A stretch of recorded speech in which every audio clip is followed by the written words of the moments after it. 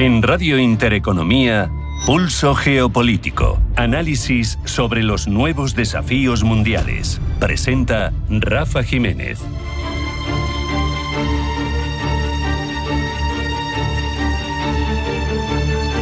CAC-Mignac le ofrece Pulso Geopolítico. CAC-Mignac, la verdadera gestión activa de fondos de inversión desde 1989. Comunicación comercial. Invertir implica un riesgo de pérdida de capital.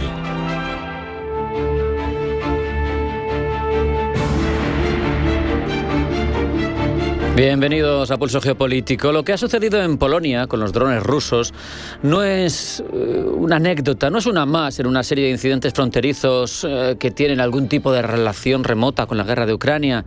Nada de eso. Lo que sucede tiene una dimensión mucho mayor, porque Polonia no solo es un país vecino del conflicto, en territorio de la OTAN y de la Unión Europea, sino que no parece creíble esa teoría de que sean proyectiles, que sean drones desviados al azar. Parece que son drones que han avanzado de forma profunda dentro del espacio aéreo de una nación, como digo, miembro de la OTAN y miembro de la Unión Europea. La reacción inmediata de Varsovia, contundente, hablando de agresión, invocando el artículo 4 del Tratado de la Alianza Atlántica, el que urge a los socios a reunirse, a sentarse para analizar como paso previo a invocar el artículo 5, el de ayuda mutua ante el ataque a un socio de la alianza, así lo demuestra, porque se movilizan instituciones europeas. El hecho es que desde todas las de tipo Unión Europea, el alto representante de política exterior de la Unión, la propia presidenta en el discurso sobre el Estado de la Unión, todos han hablado de la gravedad de este incidente.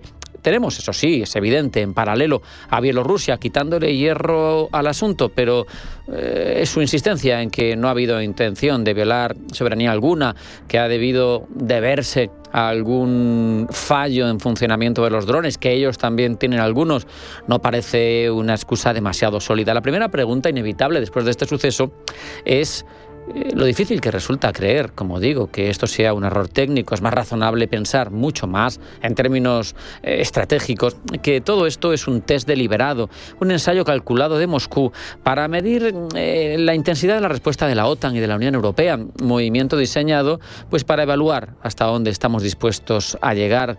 La guerra híbrida, ese territorio en el que Moscú se mueve con mucha comodidad, sin duda es donde se desenvuelve con soltura la estrategia del Kremlin y por tanto es evidente que le interesa al Kremlin impulsar un poquito esa tensión y ese miedo que se genera en Occidente hasta dónde va a llegar. Es una manera, es un aviso, una manera de sembrar la duda en la opinión pública occidental, no solo en nuestros dirigentes, porque cuando los ciudadanos, nosotros, los de a pie, empezamos a ver esto y empezamos a pensar qué consecuencias puede traer, es evidente que las primeras preguntas van a ser ¿hasta dónde queremos llegar defendiendo a Ucrania?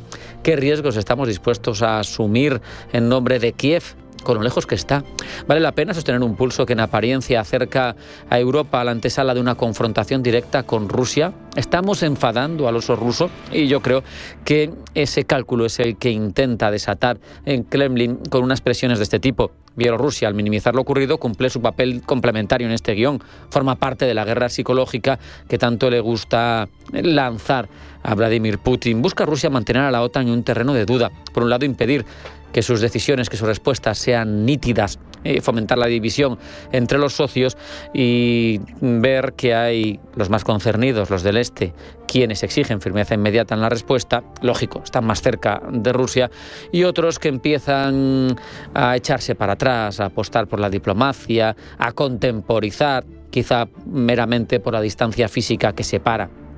Pero cuestiones como ese hecho, Polonia invocando el artículo 4 del Tratado de la Alianza Atlántica, son sintomáticos, no es una decisión trivial, es una señal inequívoca de que Varsovia, Polonia, no interpretan el incidente como un simple error. No hay que olvidar que esta es la estrategia habitual de Moscú y que antecede a los hechos consumados y a poner soldados sobre el terreno. Le gusta jugar con la estrategia del umbral, el objetivo siempre igual, la mecánica es similar, va poniendo líneas rojas, va empujándolas poco a poco a ver hasta dónde puede, a ver, calibrando la reacción del contrario, hasta dónde puede apretar. Pero, por tanto, es legítimo que nos preguntemos si estamos ante la antesala de unos ataques directos que serían evidentemente mucho más preocupantes. El peligro de escalada ahora mismo es evidente, no hay que ser alarmista. pero es obvio que la situación no es la misma que en 2022. El riesgo de un error de cálculo, de una reacción excesiva por parte de uno o de otro, de un malentendido que desencadene consecuencias irreversibles, se multiplica. Porque ¿quiénes salen a interceptar esos drones? Salen aviones italianos, pueden salir aviones españoles del ala 12 de Torrejón, de los que temporalmente están en los países bálticos, incluso en Rumanía, haciendo funciones de patrulla aérea.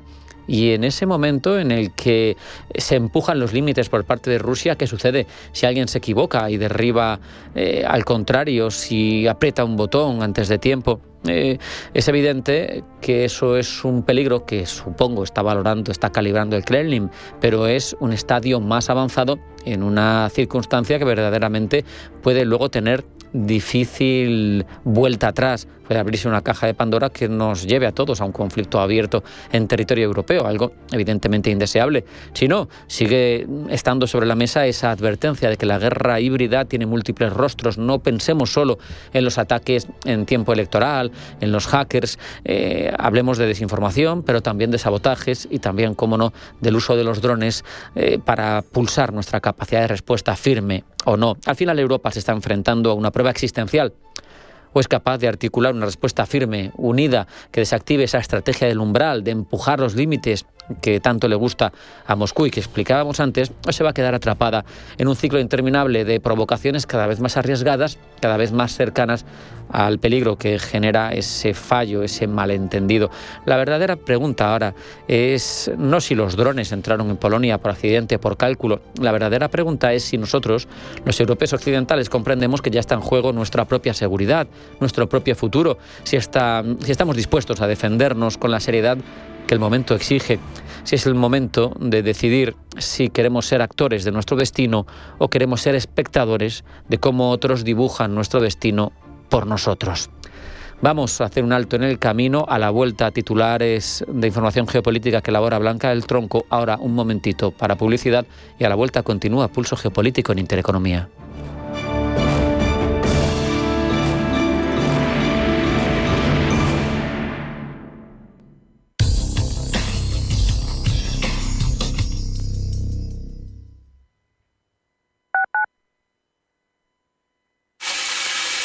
Este eres tú gastando agua. Y este eres tú lloviendo. Que llueva, que y es que cada vez que ahorras agua, llueve un poquito. Tú puedes llover, yo puedo llover, todos podemos llover. Deja de mirar al cielo y empieza a llover un poco cada día. ¿Llovemos juntos? Canal de Isabel II. Cuidamos el agua.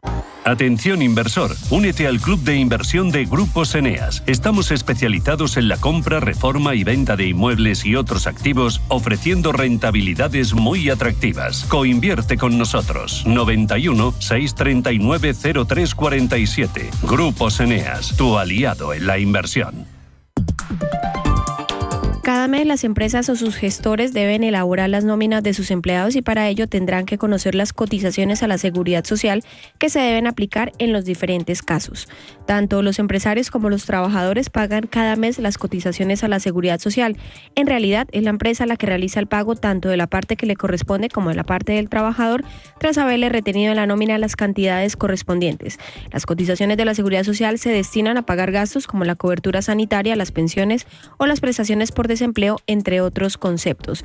En base al salario del trabajador y a otros conceptos como las pagas extra, se calculan las cotizaciones que corresponden al empresario, que son las contingencias comunes, contingencias profesionales, horas extraordinarias, desempleo, el FOGASA y formación profesional. Por otro lado, las cotizaciones que corresponden a los trabajadores son las contingencias comunes, las horas extraordinarias y desempleo. El trabajador no cotiza al FOGASA, solo el empresario cotiza por este concepto. En el caso de los trabajadores autónomos, son ellos los que pagan directamente a la Seguridad Social una cuota mensual. En la página web de la Seguridad Social se establecen una serie de normas en cuanto a las bases de cotización considerando la edad de los autónomos. Radio Intereconomía.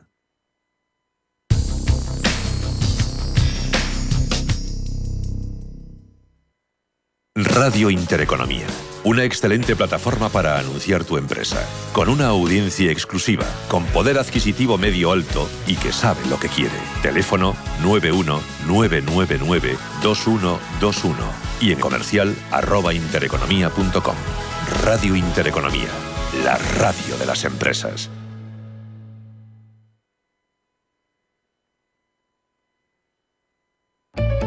En Radio Intereconomía te acompañamos donde tú quieras. Sintonízanos en directo a través de la radio, nuestra web, aplicación móvil o canal de YouTube. Si lo prefieres, también puedes encontrarnos en diferido a través de iVoox, Apple Podcast, Spotify y todas las plataformas de podcast. La mejor información económica en cualquier momento y desde cualquier lugar. Radio Intereconomía, siempre contigo.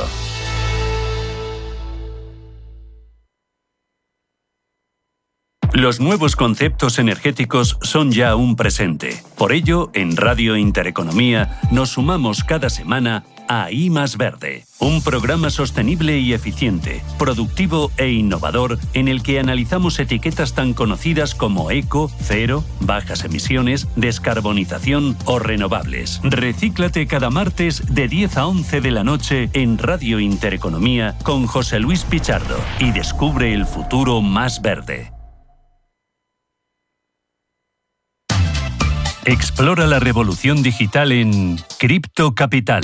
Cada viernes en Radio Intereconomía, los visionarios de las criptomonedas te traen lo último del ecosistema digital. Bitcoin, Ethereum y mucho más. Aprende de los gigantes del ecosistema digital y sumérgete en el mundo de las criptomonedas. Sintoniza y sé parte del cambio. Cada viernes a las 10:30 de la mañana en Capital Intereconomía. Cripto Capital, tu cita con el futuro.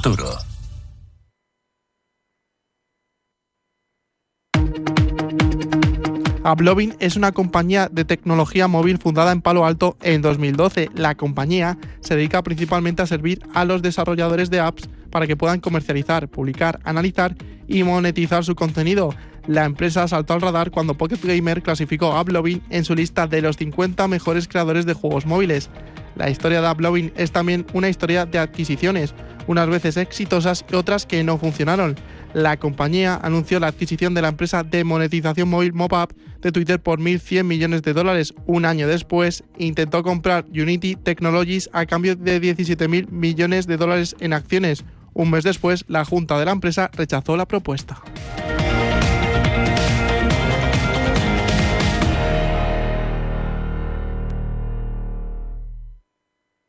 El equipo más osado de las ondas en las mañanas de los domingos de Radio Intereconomía. Sin palos en las ruedas. De 8:30 a 10 de la mañana podrás disfrutar de la mejor actualidad, conocimiento y humor sin barreras. Y si te quedas con más ganas, escúchanos los lunes a las 10 de la noche. Sin palos en las ruedas. Los domingos a las 8:30 de la mañana y los lunes a las 10 de la noche.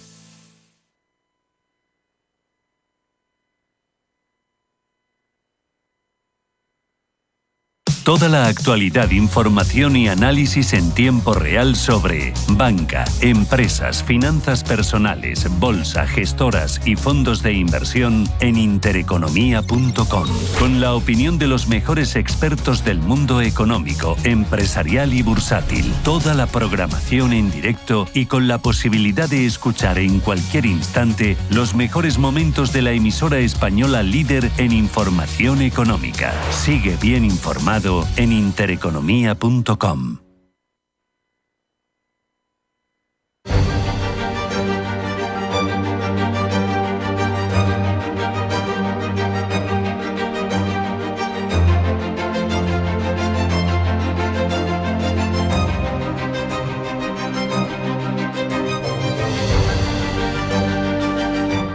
En Radio Intereconomía, Pulso Geopolítico. Presenta Rafa Jiménez.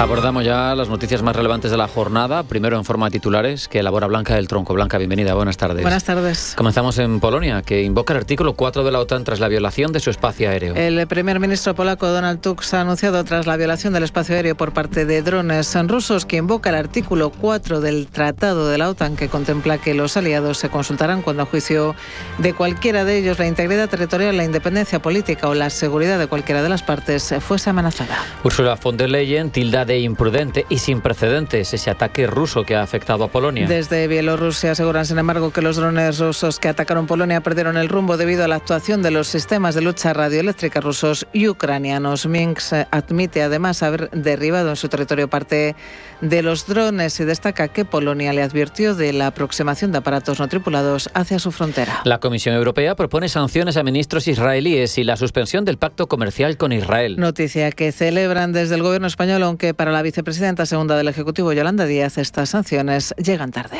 Pues absolutamente a favor, llegamos tarde, lo teníamos que haber hecho antes y hay que avanzar en estas medidas, no solamente para parar la barbarie en Gaza, sino para conseguir de una vez por todas el respeto a la legalidad internacional.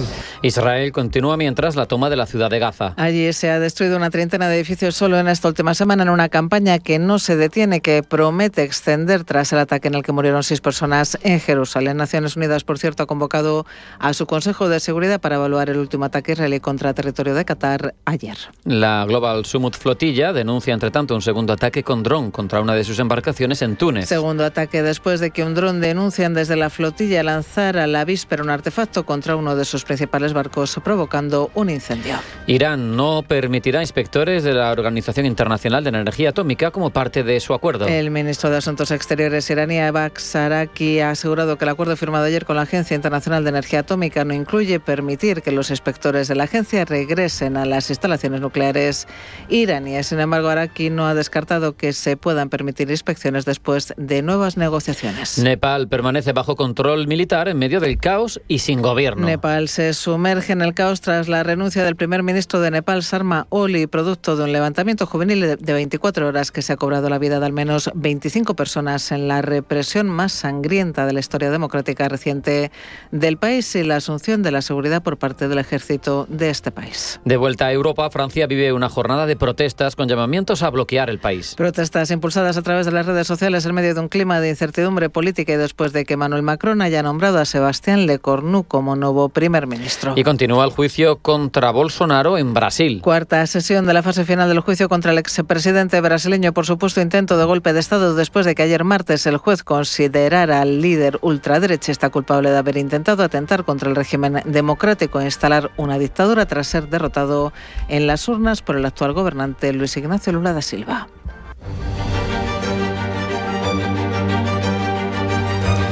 Vamos ya a ampliar todas estas informaciones, Blanca. La tensión entre Polonia y Rusia aumenta después de que al menos 19 drones tipo Shahed lanzados desde Bielorrusia hayan entrado en el espacio aéreo polaco violando su soberanía. Esta incursión ha llevado a la activación inmediata de aviones de lucha y sistemas antiaéreos que han logrado derribar varios de ellos. Polonia y las fuerzas de la OTAN han calificado este incidente como un acto de agresión. Desde el gobierno español hablan de violación flagrante. José Manuel Álvarez, ministro de Asuntos Exteriores. Es evidente que estamos asistiendo a una escalada que ya ha tenido un precedente con ataques que no habíamos visto hasta ahora en los últimos días contra Ucrania y que en estos momentos, de la información que nos están trasladando las propias autoridades polacas, se trata de una violación de su espacio aéreo.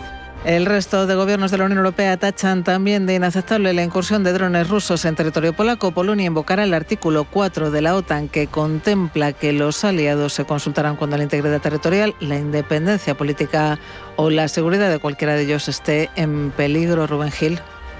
El artículo 4 del Tratado del Atlántico Norte es una herramienta clave de la OTAN que permite a un país miembro convocar consultas urgentes con el resto de aliados si considera que su seguridad, integridad territorial o independencia política está amenazada. No implica una respuesta militar automática, pero sí activa el mecanismo político de diálogo y coordinación dentro de la alianza. Donald Tusk es el primer ministro polaco. Estoy en contacto constante con el secretario general de la OTAN para que podamos responder a este tipo de amenaza con la misma eficacia que esta noche durante las próximas horas, días y más allá. Esta es la primera vez que drones rusos son derribados sobre el territorio de un país de la OTAN y todos nuestros aliados se toman la situación muy en serio. No se reportaron víctimas, por supuesto. La búsqueda de los restos de los drones derribados continúa. Una lección importante para todos nosotros. Estamos listos para repeler tales provocaciones y ataques. Estamos bien preparados y la situación es grave. Hoy nadie puede dudar de que debemos prepararnos para diversos escenarios. Dzisiaj już nikt nie może mieć wątpliwości, że musimy się przygotowywać na różne scenariusze. Dado que la invasión del espacio aéreo polaco por drones rusos es uno de los incidentes más graves hasta ahora, lo más probable es que se refuerce inmediatamente la defensa aérea en Polonia y los países vecinos. Se desplegarán además más unidades de la OTAN en el flanco oriental y es previsible que haya más ejercicios militares conjuntos cerca de la frontera con Bielorrusia. Habrá también un potencial endurecimiento de sanciones o medidas diplomáticas contra Rusia. Hasta la fecha, el artículo 4 se ha invocado públicamente al menos 9 veces. En 2022, la propia Polonia, junto con Bulgaria, Chequia, Eslovaquia y Rumanía, lo invocaron por la amenaza directa de la guerra en Ucrania a sus fronteras. Si la situación empeora, es decir, si hay más incursiones, podría abrirse el debate sobre activar el artículo 5. Por ahora, los países aliados prefieren la vía de la disuasión fuerte y el refuerzo defensivo. Por el momento, desde Rusia han negado cualquier responsabilidad en la incursión en el espacio aéreo polaco y la califican de infundada. Aseguran que no hay pruebas que vinculen los drones con su país y rechazan las acusaciones como especulaciones o provocación. Desde el Ministerio de Defensa ruso aseguran incluso que el incidente ha sido una provocación deliberada que podría haberse diseñado para generar una escalada de la situación. Desde Bruselas creen, sin embargo, que la entrada de drones rusos en Polonia ha sido intencionada. Sobre este incidente en Polonia ha hablado Leyen en su discurso sobre el estado actual de la Unión Europea. 2 puntos clave en este amplio aspecto han sido las actuaciones de Bruselas hacia Rusia e Israel en el contexto de sus respectivas guerras. Pablo Llanone. Leyen ha sido contundente con su postura hacia Rusia y el apoyo de Europa a Polonia.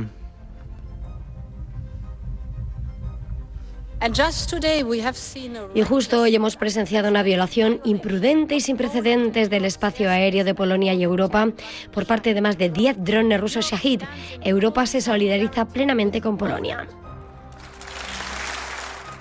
Leyen ha repasado algunos de los hitos de la última semana, marcando, ha dicho, una escalada de la ofensiva rusa. Han sido ejemplo de ello el mayor ataque con drones a Ucrania hace solo 3 días y este último incidente en Polonia. Por ello, Europa avanzará en poco en el 19º paquete de sanciones a Rusia. El mensaje de Putin es claro y nuestra respuesta también debe serlo. Necesitamos más presión sobre Rusia para que se siente a la mesa de negociaciones.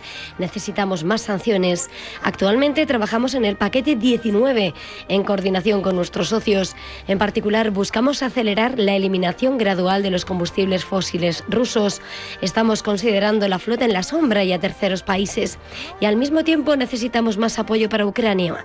Nadie ha contribuido tanto como Europa. No one has contributed as much as Europe. Sanciones también a Israel, el otro gran pilar del discurso de Leyen.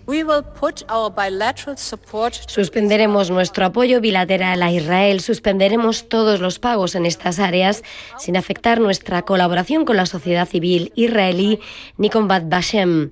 Presentaremos 2 propuestas más al Consejo. Propondremos sanciones a los ministros extremistas y a los colonos violentos. Y también propondremos una suspensión parcial del acuerdo de asociación en materia comercial.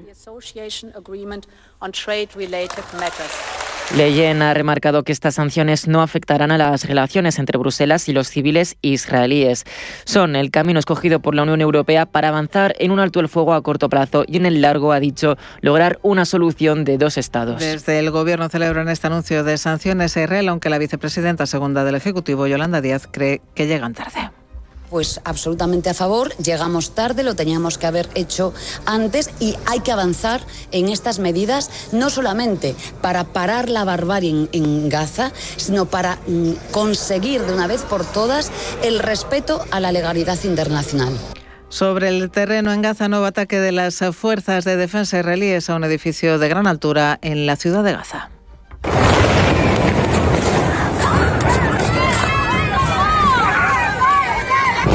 Ataque israelí como parte de la preparación para la incursión de sus tropas terrestres en la ciudad más poblada del enclave palestino y que se produce después de que el ejército israelí instara a los civiles a abandonar el edificio utilizado supuestamente por agentes de Hamas. Y un día más, nueva advertencia del ministro de Defensa israelí: a Hamas se enfrentará a la aniquilación, ha dicho, si rechaza las condiciones de su país para poner fin a la guerra. En un mensaje en X, el ministro de Defensa israelí, Israel Katz, señala que los términos incluyen la liberación de todos los rehenes y el desarme de Hamas. Palabras de Katz que tienen lugar tras el ataque ayer de Israel a la delegación de Hamas en Doha, que ha provocado una reunión de emergencia del Consejo de Seguridad de Naciones Unidas para el día de hoy. Y hoy Sébastien Lecornu asume el cargo de primer ministro en Francia en medio de protestas multitudinarias que buscan bloquear el país. El que un día fue mediador en las revueltas de los chalecos amarillos se enfrenta hoy a una situación que podría ser análoga a la vivida en 2019. De momento, 200 personas han sido detenidas y más de 80.000 policías han sido desplegados. Pablo. Chalecos amarillos a voz de grito se ha convertido en uno de los lemas, haciendo referencia a esas manifestaciones que en el año 2019 inundaron Francia. Hoy las protestas no han cambiado mucho su motivo: el malestar social provocado por la situación económica del país y también en la actualidad la falta de soluciones políticas. Ante este bloqueo institucional que se vive en el Parlamento galo, las movilizaciones de hoy llevan el nombre de Bloqueemos Todo. Y lo han conseguido porque infraestructuras de transporte, lugares emblemáticos, entre otros, han quedado inhabilitados. Más de 100.000 manifestantes se han movilizado para conseguir paralizar el país, mientras 80.000 policías han sido desplegados para controlar una situación que se teme que empeore. Así lo ha expresado el ministro de Interior, Bruno Retailleau. Le risque, c'est des mouvements qui seront beaucoup plus intenses. Le risque de violence, le risque de... El riesgo, dice, es que los movimientos sean mucho más intensos, el riesgo de violencia, el riesgo de boicots, el riesgo, de nuevo, de que la situación se descontrole. Por eso le pregunté a la policía que tenemos que tener muchas tropas sobre el terreno. En París prosigue, hay aproximadamente 6.000 gendarmes y policías, pero en Francia, como ya he indicado, hay hasta 80.000. En medio de esta agitación social, reflejo de la fragmentación política del Parlamento galo, llega el nuevo primer ministro, Sébastien Lecornu, quien ha prometido que su gobierno logrará acabar con la discrepancia político y social. La deuxième des choses, c'est dire aux Françaises et aux Français qu'on va y arriver. Lo lograremos, dice, porque básicamente no hay un camino imposible. Tenemos que acabar con esta doble discrepancia, la discrepancia entre la situación política y la discrepancia con lo que nuestros conciudadanos legítimamente esperan para su vida cotidiana, para la situación económica y social y para su seguridad. En resumen, es nuestra tarea más evidente. El principal cometido de Lecornu ahora es aunar las divergencias que atraviesan la nación francesa en unos presupuestos efectivos y elegidos por vía democrática. Estos presupuestos serán un instrumento clave para remediar algunos problemas estructurales que cada día debilitan a la segunda economía de la Unión Europea. Hemos hablado de ello con el economista Javier Santacruz. Los desafíos se los dejó prescritos su antecesor en el cargo, el ex primer ministro Bayrou. De hecho, su intervención ante la Asamblea Nacional fue muy precisa, porque radiografió los problemas estructurales de la economía francesa, y uno de los más importantes es que su modelo productivo dejó de funcionar hace ya años y por tanto es necesario reconvertir amplios sectores de la economía francesa. Lecornu tendrá que sacar esos presupuestos adelante en menos de un mes, antes del 7 de octubre. Si fracasa en tal empeño, tal y como hizo su directo antecesor, el deterioro social podría empeorarse y sería cuestión de tiempo que Macron se viese obligado a convocar nuevas elecciones. Por tanto, cabe preguntarse, ¿qué posibilidades tiene Lecornu? Pues bien, nacido en 1986, ha entrado en el reducido grupo de primeros ministros antes de los 40 años de edad. Inició su carrera muy joven como asesor y alcalde de Brno, para después presidir el departamento de Eure y dar el salto al gobierno en 2017 con Emmanuel Macron, donde ha ocupado carteras clave como transición ecológica, colectividades territoriales de ultramar y desde 2022 defensa. Considerado un gestor discreto pero eficaz, ha liderado la modernización de las Fuerzas Armadas en el contexto de la ofensiva rusa sobre Ucrania de fondo. Asimismo, se ha consolidado en uno de los ministros más leales y duraderos de Macron. Sin embargo, esta cercanía al presidente francés, quizá una de sus mayores fortalezas, se percibe por parte de la oposición como su mayor debilidad, ya que es reflejo del continuismo, dicen, elitista del macronismo.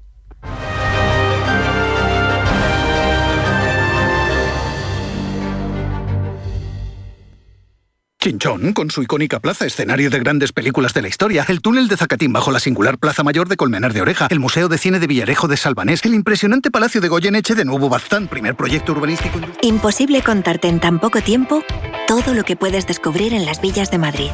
El mejor estilo de vida del mundo. Comunidad de Madrid. Tengo 25 años y me siguen llamando ¡Vicentín! No me molaba mucho, hasta que descubrí las ventajas de ser Jovenin. Bizum para todo. Viajas con descuentazos y sin comisiones por cambio de divisas. Y pillas chollos en Marcasto. Ser Jovenin renta. Caja Rural de Zamora. Gente como tú. ¿Vuelves del verano con la tripa hinchada, sin energía o te cuesta retomar tu rutina? Tu cuerpo te pide una limpieza. En Sol Naturaleza te ayudamos a recuperar tu bienestar con nuestro plan de depuración hepática y digestiva. 100% natural, personalizado y con asesoramiento incluido. Empieza el otoño renovado. Llama al 91 31 31 409 o entra en solnaturaleza.es. Este jueves, en Radio Intereconomía, tienes una cita con el Banco Central Europeo, el discurso de Christine Lagarde y la reacción de los mercados a la decisión que adopte el organismo con los tipos de interés. Este jueves, desde las 2:30 de la tarde, especial BCE con Javier García Viviani y Gema González. Radio Intereconomía.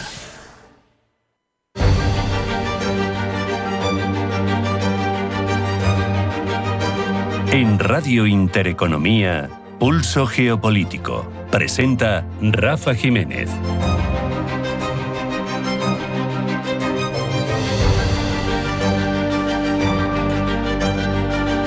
En un momento internacional como el que estamos viviendo, de redefinición del orden mundial, de las alianzas, de los bloques, la exhibición de armas que ha hecho China en su desfile de la victoria trasciende la mera decisión de sacar pecho, de mostrar poderío con este arsenal variado, que va desde misiles hipersónicos hasta cañones láser. Pekín busca consolidarse como un polo de influencia global y redefinir esos equilibrios. Quiere presentar una alternativa a lo que se construyó después de la Segunda Guerra Mundial y que vive todavía tutelado por la hegemonía estadounidense. Por eso hablamos durante los próximos minutos con Manuel Herrera Almela, Senior Policy Fellow and Program Manager en el British American Security Information Council en Londres y profesor asociado al Campus Internacional para la Seguridad y la Defensa en CISDE. Manuel, bienvenido, buenas tardes. Hola, buenas tardes.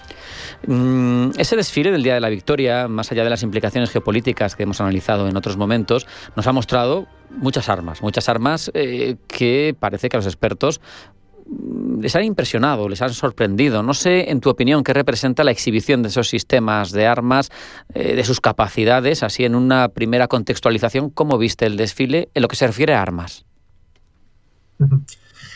Bien, en este aspecto es bastante interesante porque es la primera vez que vemos, desde un punto de vista realmente de muestra al escaparate público por parte de China, su tríada completa en materia de armas nucleares.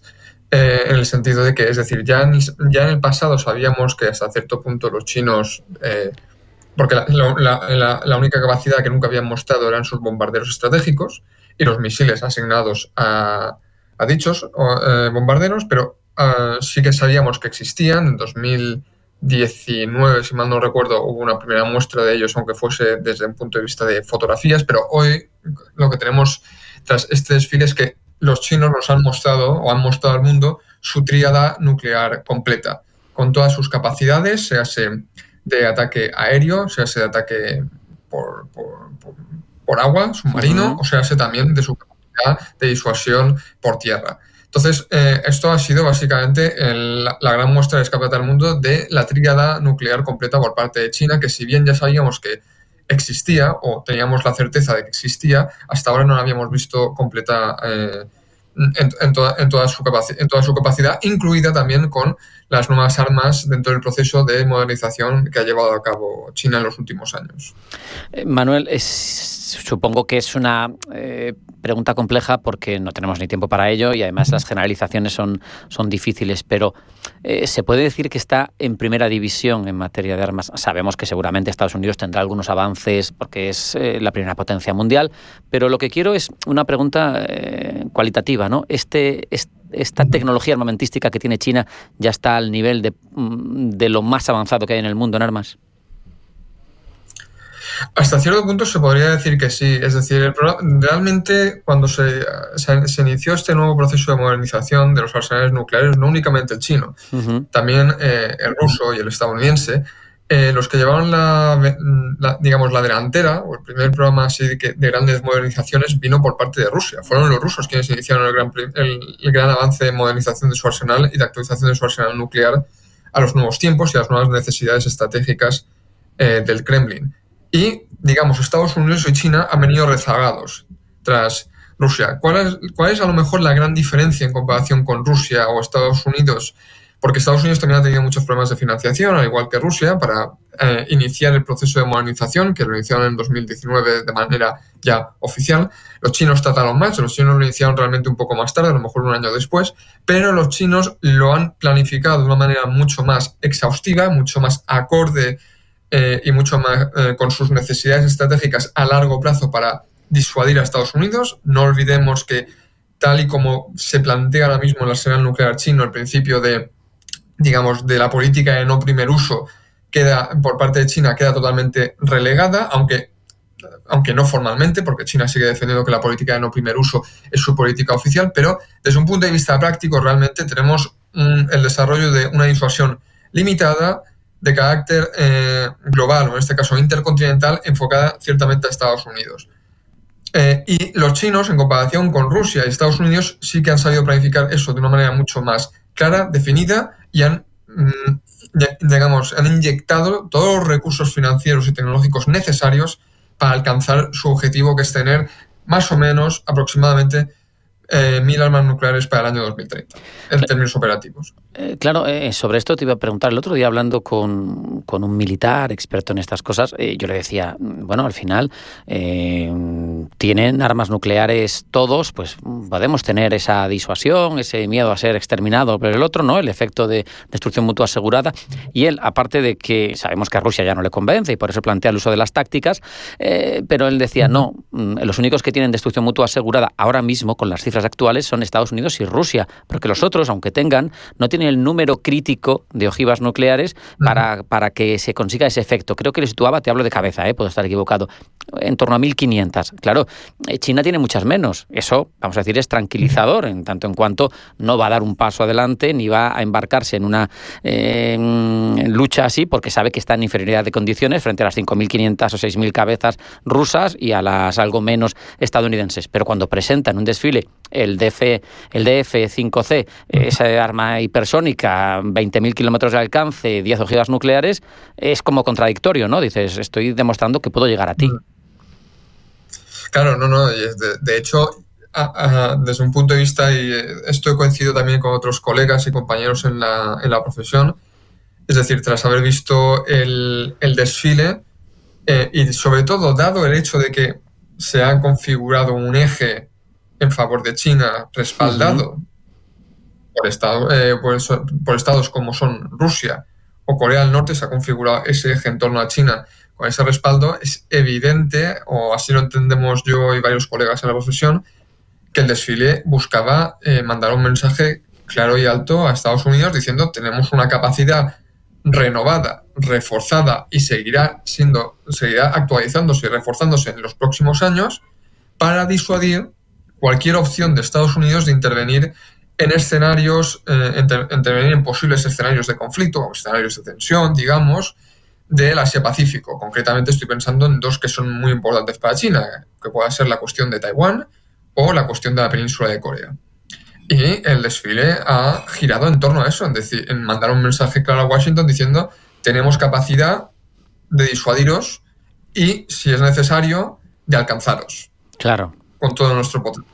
Parece, como bien dices, que había un intento de impactar. He leído que el Pentágono se ha declarado, pues ha dicho que no se siente disuadido, ¿no? Con la exhibición de poder por exceso de confianza. Esto es retórica entre potencias, porque yo creo que el segundo país más poblado del mundo, con un ejército bien nutrido, con unas armas de este calibre, sí es para ser tenido en cuenta, ¿no? Sí, hasta cierto punto. O sea, yo la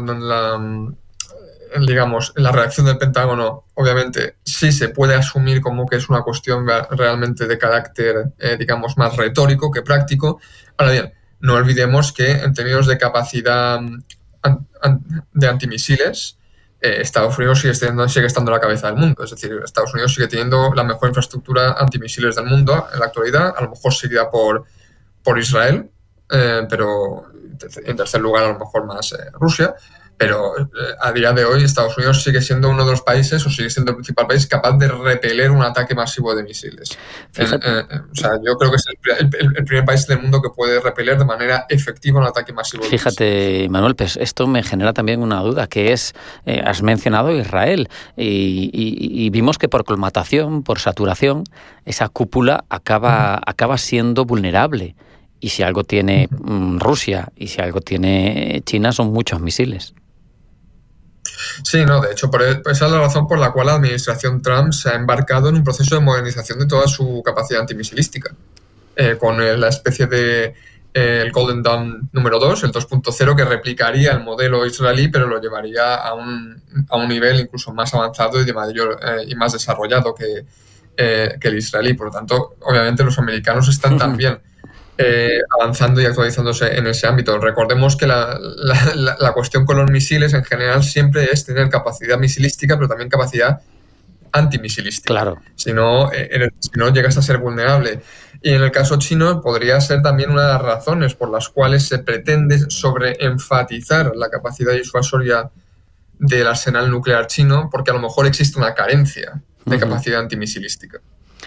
Manuel, voy a ir terminando la entrevista, pero quiero preguntarte, no sé si esto es más amarillista o no, pero se ha hablado de otras armas, de otras distintas. Se ha hablado de drones invisibles, se ha hablado de perros cibor, se ha hablado de cañones láser, que no sé muy bien todavía para qué valen en un escenario de conflicto moderno. ¿Este tipo de avances también ha llamado alguno tu atención en lo que pudiste observar en las imágenes de ese desfile? Sí, sobre todo la cuestión importante, bueno, más allá de los drones invisibles, los drones no son invisibles. Los drones lo que pasa es que tienen la capacidad de resultar indetectables al radar, claro. O sea, dependiendo de ciertas características. No, yo aquí lo importante que quiero enfatizar son las armas de precisión y alta energía, que son armas que pueden ser útiles para el futuro hasta cierto punto inmediato con respecto a todo lo que va a ser la guerra conducida o gestionada desde el espacio ultraterrestre, es decir, a través de satélites. Claro. Cualquier arma que no sea una SAT, por ejemplo, que no sea un misil antisatélites, pero que sea un tipo de arma que pueda, con un pulso electromagnético, un pulso energético, hacer que un satélite deje de funcionar, operar y deje de mandarte información con respecto a las posiciones de tus enemigos, es una arma a tomar en consideración. Y yo creo que esa es la parte que más me ha llamado la atención de lo que viene en el desfile militar chino también. En términos de otras armas que no son nucleares. Claro, ese espacio de desarrollo de las guerras, el espacio ultraterrestre fundamental y no solo el enemigo, ¿no? Sino que también eres consciente de dónde están tus tropas, para la logística, para todo y es básica ahora mismo la información que nos llega desde el espacio para controlar las operaciones. Por eso me resulta muy interesante lo que nos apuntas y con ello vamos a terminar. Manuel Herrera Almela, Senior Policy Fellow, Program Manager en British American Security Information Council en Londres, profesor asociado de CISD. Muchas gracias, un abrazo y hasta la próxima.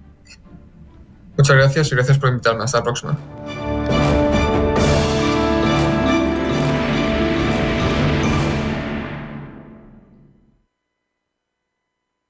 Viaja, ahorra, vive. ¿Tienes entre 18 y 30 años? Pues por ser cliente de la cuenta Jovenin de Caja Rural de Zamora, ahora puedes disfrutar del Carné Joven Europeo de la Junta de Castilla y León gratis. Descuentos en transporte, cultura, ocio en más de 30 países europeos y con un seguro de asistencia en viaje. Actívalo ya y vive tu vida a tope con la cuenta Jovenin y Carné Joven Europeo. Junta de Castilla y León y Caja Rural de Zamora. Gente como tú.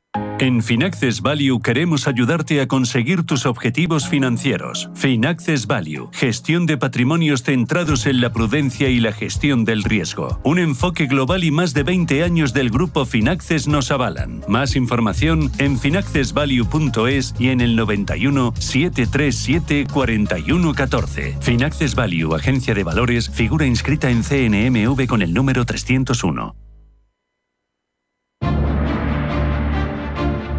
En Radio Intereconomía, Pulso Geopolítico. Análisis sobre los nuevos desafíos mundiales. Presenta Rafa Jiménez.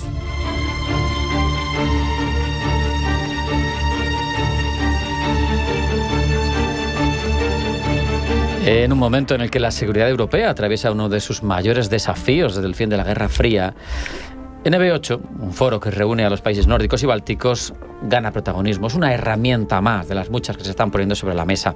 La invasión rusa de Ucrania, la entrada de Finlandia y Suecia en la OTAN, las crecientes amenazas híbridas en la región, se están convirtiendo a grupos como este en claves para la estabilidad del continente. Conocer su papel, sus limitaciones, sus perspectivas resulta hoy más necesario que nunca, y más en esta jornada con las noticias que tenemos.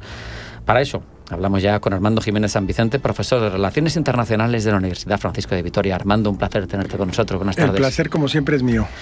Un poco por contextualizar, y aunque podamos centrarnos posteriormente también incluso en la actualidad, ¿qué es exactamente NB8? ¿Quiénes lo integran o qué focos lo integran? Fíjate que no se escucha mucho en la prensa general, se desconoce, pero es un grupo particularmente fuerte e importante. El NB8, como bien lo dice, son los países nórdicos, 5 de ellos, y los 3 países bálticos.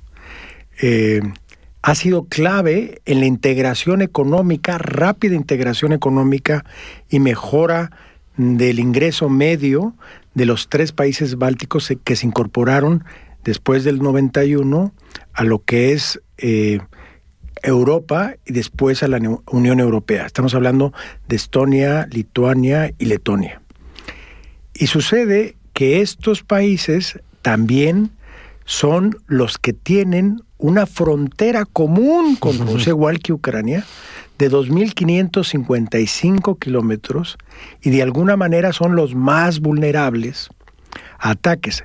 Tradicionalmente lo ha sido Ucrania. Todas las invasiones entraron por los grandes prados ucranianos. Es la región para acceder realmente hacia lo que ahora es Rusia. Lo vimos con Napoleón, lo vimos con Hitler. Efectivamente. Pero la historia, como tú bien apuntas, también en el siglo XVIII, el siglo XVII, con esa Suecia, que era en aquel momento una potencia bélica importante, al final tienen mucha experiencia en luchar contra Rusia y en enfrentarse. En esos ámbitos increíblemente complejos, ¿no? Por las características. Y luego en estos 3 países hay una visión, digamos, una polarización. Porque igual que Ucrania, hay poblaciones rusas muy grandes, claro, y se habla el ruso. Y algunos están o muy identificados con Rusia y les gustaría otra vez, si no volver a regresar a Rusia, al menos que hubiera una clara interacción, y otros que son todo lo contrario, que lo ven como una amenaza, como un riesgo. Y estas fuerzas, primero, han hecho una gran diferencia.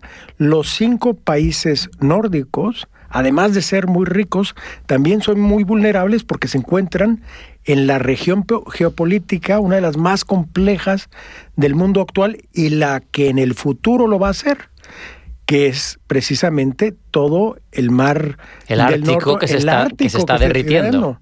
Por eso el tema de Groenlandia es tan importante como esta frontera que tienen en el mar de Barentszstein, precisamente con Rusia. Es que se puede explicar a los oyentes, si no tienen en su cabeza el mapa, Helsinki está a 250 kilómetros de San Petersburgo en línea recta. Cuando se hiela ese golfo de Finlandia, se puede ir andando y es la distancia que hay entre Madrid y Albacete. Así es. Están Qué buen ejemplo. Al lado. Qué buen ejemplo, porque eso da perspectiva de la cercanía y de la amenaza. Y tienes obviamente a San Petersburgo, ¿no? Y a las capacidades militares en toda esa región. Y luego los barcos militares no salen por Crimea, la mayor parte salen por el Mar del Norte. Por eso es esta zona clave en la que ha insistido tantísimo Trump, por ejemplo, en la que ha querido inclusive comprar el territorio que es de Dinamarca. O cogerlo por la fuerza. O cogerlo por la fuerza, o lo ha insinuado, ¿no? Pero te habla precisamente de lo estratégico que es ahora y que va a ser no nada más como ruta comercial, sino como ruta militar. Es un tapón geopolítico frente a Rusia e incluso frente a China, sí, que está mucho más lejos, pero si viniera a través de Rusia por ahí. Y bueno, primero los incorporaron a la Unión Europea, ahora tienen estándares de vida y calidad de vida no del mismo tamaño que los países nórdicos, que son los más altos de toda Europa, pero sí bastante alto, muy superior a todos los otros países que se han venido incorporando en años más recientes. Y ese tema que primero fue económico y político para participar, ahora se está volviendo en un tema de carácter militar. Probablemente por el 22. Por el 22 y por el miedo que tienen, como tuvo en su momento Ucrania, a una potencial invasión y el riesgo que esto representa. Y más porque saben que esa región es una región súper caliente en términos geopolíticos y militares. Es como Taiwán. Y posiblemente será más importante en los próximos años conforme esa zona se vuelva más transitable para otro tipo de buques, no nada más comerciales, sino militares con otro tipo de características. Los submarinos nucleares ni se diga, ahí están. Claro. Los importantes submarinos nucleares rusos, ahí está su base, de ahí se mueven, de ahí salen. La flota de rompehielos nucleares que está muy avanzada, mucho más la rusa que la del resto del mundo, Así que es, no han apostado igual. Así es, efectivamente. Hoy les comentaba yo a mis alumnos en la Universidad Francisco de Victoria estos análisis comparativos entre qué es realmente China, qué es realmente la Unión Europea en términos geopolíticos y militares. Y si ponemos que Estados Unidos es un 10, porque es por mucho el que más tiene, Rusia es como un 8, 5, 9, y en lo nuclear y misiles de largo alcance, él es el 10 y Estados Unidos es el 9. Sí. China, muy bien, un desarrollo muy importante y demás, pero estará entre un 5 y un 6. Todavía un camino muy largo. Pero en Europa estamos en un 2. Sí. En armamento militar y en aviación, tal vez somos un 8, 8,5, porque tal vez la Armada, en combinación de aviones de caza y de combate, tal vez puede ser que sea la más importante del mundo, o seguida de la más importante del mundo, superior a la rusa. Pero cuando la guerra se escala a misiles de mediano y largo alcance y ojivas nucleares, ahí el cambio es brutal. Y esto ha hecho que con los recursos de los países nórdicos y esta alianza con los bálticos, este grupo se haya vuelto muy, muy importante. De hecho, son los que han impulsado las sanciones a Rusia, son los que han impulsado los apoyos. Solo estos países le han metido $26 mil millones en armamento, en apoyos económicos. Y eso habla de compromiso directos, ¿no? Porque ven este riesgo o esta amenaza. Por ceñirnos un poco también a las cosas que suceden, teniendo en cuenta el incidente reciente de los drones rusos en Polonia, que no es parte de NB8, pero que está en la zona, evidentemente, es fronteriza con ese subsidiario de Rusia que es Bielorrusia.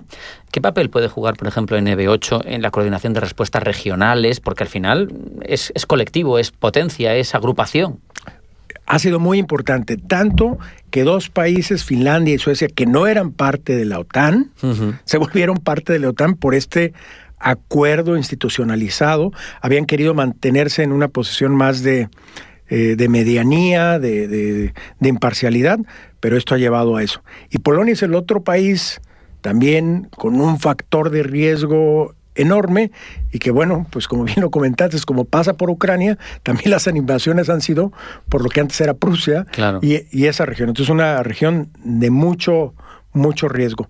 Lo que estamos viendo aquí es un error, y no, ni siquiera es un error táctico, es el sistema americano operando bien en Ucrania que permitió que estos drones que iban a caer en Kiev se siguieran de largo. O sea, que tú crees que verdaderamente es un error técnico. No, me refiero, o sea, provocado a lo mejor por el sistema de defensa americano, pero quiero decir, una falla técnica. Efectivamente. ¿No crees que sea...? Yo es que le daba vueltas y especulaba con la posibilidad de que fuera esa estrategia que tiene el Kremlin de empujar las líneas rojas, de apretar un poquito, mando unos cuantos así despistado, a ver si la OTAN responde, a ver si la Unión Europea responde, a ver hasta dónde puedo empujar. Es una muy buena reflexión porque también es factible, también es posible, es un escenario también factible.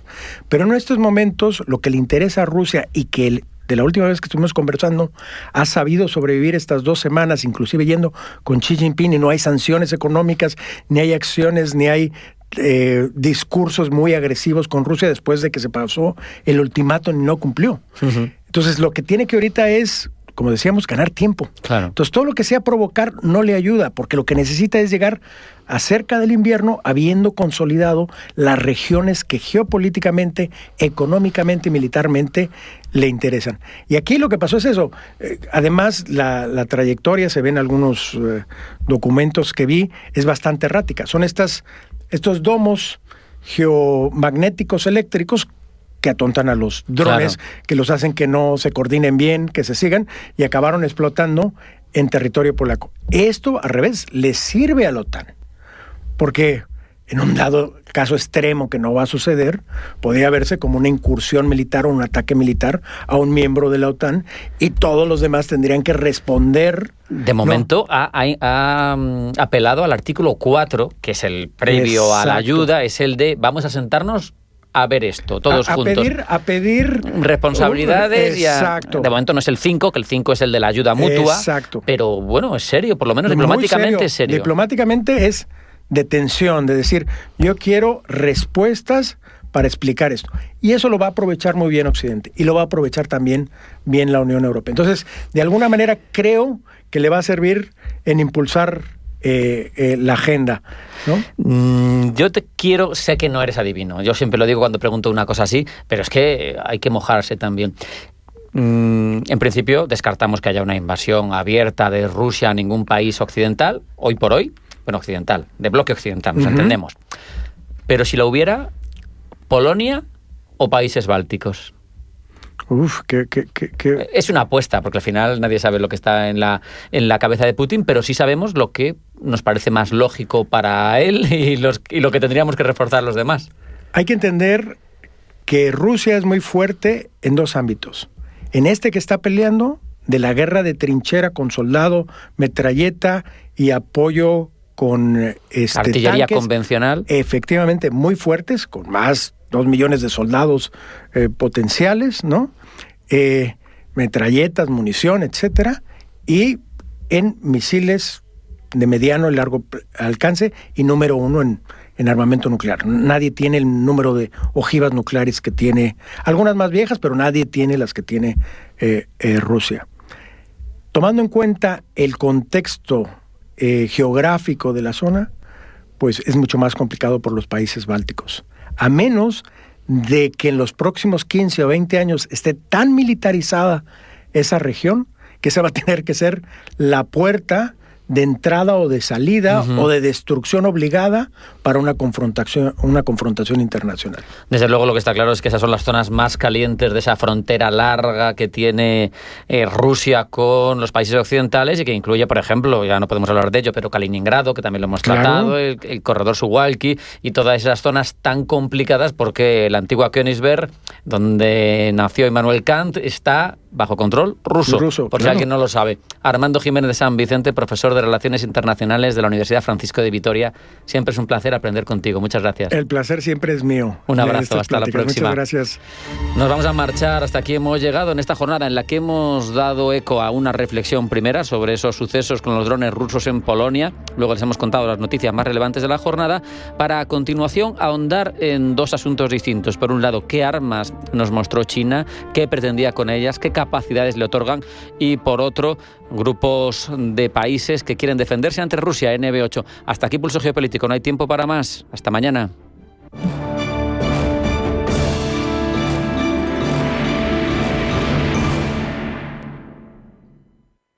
Cagmiñac le ha ofrecido Pulso Geopolítico. Cagmiñac, la verdadera gestión activa de fondos de inversión desde 1989. Comunicación comercial. Invertir implica un riesgo de pérdida de capital. No todas las gestoras son iguales. Desde 1989, Cagmiñac ha ofrecido a los inversores una gestión verdaderamente activa y basada en sus convicciones, ayudándoles a alcanzar sus objetivos a largo plazo. A lo largo de nuestra historia, hemos desafiado el consenso y descubierto oportunidades de inversión allá donde se encuentren, explorando todas las posibilidades. Cagmiñac, 35 años de verdadera gestión activa. Más información en cagmiñac.es. Comunicación comercial. Invertir implica un riesgo de pérdida de capital. Escucha cada jueves de 1 a 2 de la tarde en Radio Intereconomía, Negocios de Carne y Hueso. El programa para emprendedores, startups y pymes, líder en habla hispana. Con Mariló Sánchez Fuentes.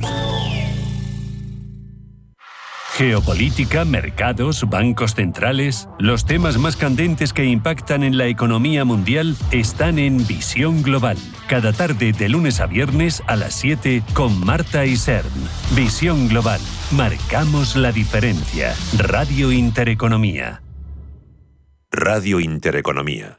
Información seria y veraz.